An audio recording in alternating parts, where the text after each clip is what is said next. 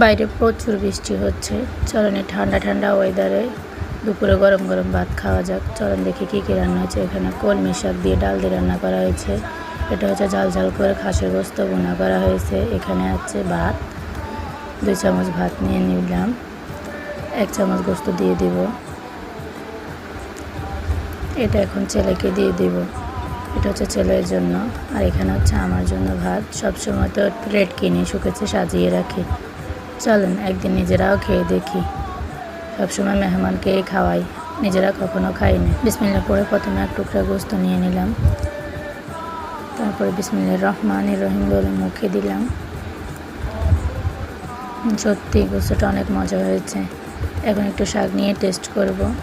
শাকটাও ভীষণ মজা হয়েছে আলহামদুলিল্লাহ। এটাই ছিল আজকে দুপুরে আমাদের খাবার। বৃষ্টির দিনে ঝাল ঝাল খাসির গোস্ত ভুনা খেতে ভীষণ ভালোই লেগেছে।